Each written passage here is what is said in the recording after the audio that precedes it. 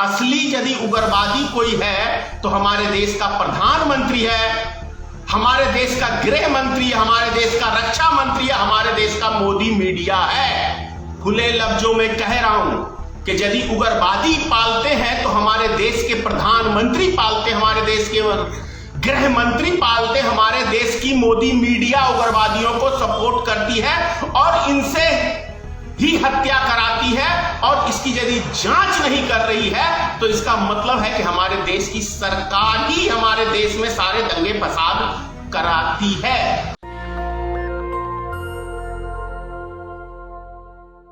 कमाल की है हमारी मोदी मीडिया। मुस्लिम उग्रवादी हो, इनकी नजर से बच नहीं सकता, चाहे वो उग्रवादी हो या ना हो, लेकिन उसको उग्रवादी बहुत आसानी से ये लोग साबित भी कर देते हैं, जेल में उठा के बंद भी कर देते हैं। कारण सत्ता के गुलाम है।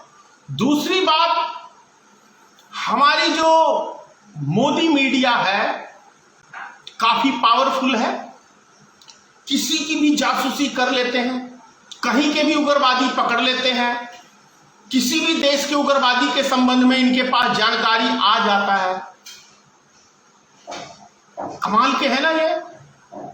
लेकिन उससे महत्वपूर्ण बात यह है कि 44 वीर जवान को शहीद कर दिया जाता है पुलवामा हमला।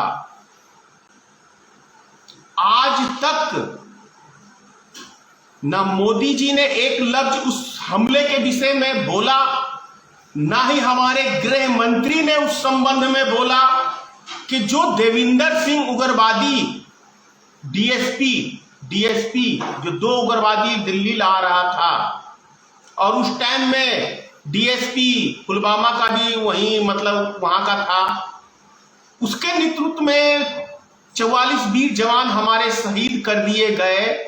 उसकी जांच क्या हुई? ना तो हमारे देश की कोई खुफिया एजेंसी इस चीज का आज तक पता लगा पाई, ना ही हमारे देश के रक्षा मंत्री इसके ऊपर कोई 2 लफ्ज बोलने को तैयार है, ना ही हमारे देश के प्रधानमंत्री इसके ऊपर 2 लफ्ज बोलने को तैयार है, और ना ही हमारे देश की जो मोदी मीडिया है, मोदी मीडिया, ये इस पे पता लगाने में विफल है। क्यों विफल है? क्यों विफल है? और क्यों नहीं मोदी मीडिया इसके ऊपर बातचीत करती है? क्यों नहीं मोदी सरकार इसके ऊपर बातचीत करते हैं? राष्ट्रभक्ति की बातें बीजेपी के हर नेता के मुख से निकलता है, लेकिन राजस्थान का जो 2 मुस्लिम जिन्होंने हत्या की थी उस हिंदू की, और ये उग्रवादी दोनों बीजेपी से ताल्लुकात रखते हैं, उसकी पार्टी से, मतलब उसकी पार्टी के सदस्य हैं। उसी तरह से अमरनाथ यात्रा का जो खुखार आतंकवादी बीजेपी पार्टी से पकड़ाया, बीजेपी पार्टी का सदस्य तो उसी पार्टी का। तो क्या ये सब बातों का मतलब निकाला जाए? इसके ऊपर ये हमारे देश की जो मोदी मीडिया है इस पे चर्चा क्यों नहीं करती है कि जो अपने आप को राष्ट्रभक्ति का सबसे बड़ा ढोल लेके पूरे देश में पीटने वाली भारतीय जनता पार्टी और जो हमारे राष्ट्र भक्त चैनल हैं, राष्ट्र की सिर्फ बात करते हैं और हिंदू मुसलमान की सिर्फ बात करते हैं, इन मैटर के ऊपर कौन इनका बात करेगा? अगर इन मैटर के ऊपर हमारे देश के प्रधानमंत्री बात नहीं करना चाहते, हमारे देश के गृह मंत्री बात नहीं करना चाहते, हमारे देश के रक्षा मंत्री इस मैटर के ऊपर बात नहीं करना चाहते, और यदि हमारे देश की मोदी मीडिया इस विषय पे बात नहीं करना चाहती, तो इसका स्पष्ट खुले शब्दों में मैं कह रहा हूं कि इसका मतलब आप आम जनता समझ लीजिए कि क्यों नहीं करना चाहती है। क्योंकि असली यदि उग्रवादी कोई है तो हमारे देश का प्रधानमंत्री है, हमारे देश का गृह मंत्री है, हमारे देश का रक्षा मंत्री है, हमारे देश का मोदी मीडिया है। खुले लफ्जों में कह रहा हूं कि यदि उग्रवादी पालते हैं तो हमारे देश के प्रधानमंत्री पालते, हमारे देश के गृह मंत्री पालते हमारे देश की मोदी मीडिया उग्रवादियों को सपोर्ट करती है और इनसे ही हत्या कराती है, और इसकी यदि जांच नहीं कर रही है तो इसका मतलब है कि हमारे देश की सरकार ही हमारे देश में सारे दंगे फसाद कराती है। इसलिए इन व्यक्तियों के ऊपर जांच नहीं हो रही है। और देविंदर सिंह को जब पकड़ के छोड़ दिया तो क्यों छोड़ दिया और किस कारण से छोड़ दिया, ये मोदी मीडिया और क्या कहते हैं हमारे देश के प्रधानमंत्री, हमारे देश के रक्षा मंत्री, हमारे देश के गृह मंत्री इसके ऊपर सफाई क्यों नहीं अभी तक देश की जनता को दिए हैं, ये प्रश्न है। बड़ी दूसरी चीज, हमारे देश के प्रधानमंत्री को जुमले से इतना चिढ़ क्यों हो गया भाई? आखिर जुमले इस देश के अंदर किसने स्टार्ट किया? यदि मैं बहुत पहले कहा था कि एक देश का प्रधानमंत्री जो कोई उम्मीदवार है और वो उम्मीदवार यदि देश की जनता को 135 करोड़ जनता के आगे में झूठ बोल रहा है तो शायद ऊपर वाला भी उसको माफ नहीं करेगा, ऊपर वाला भी उसको माफ नहीं करेगा। और नरेंद्र मोदी का झूठ तो इतना लाखों के हिसाब से है कि शायद हजारों जन्म मोदी लेगा तो भी इस पाप की गठरी को ढोते ढोते ढोते ढोते मर जाएगा। जैसे कृष्ण भगवान ने किसको कहा था? अश्वत्थामा को, कि तुम जब तक पृथ्वी है तब तक तुम रहोगे, जब तक पृथ्वी है तब तक तुम रहोगे, क्योंकि तुम्हारी पाप की गठरी इतनी है और तुमसे लोग इतना घृणा करेंगे।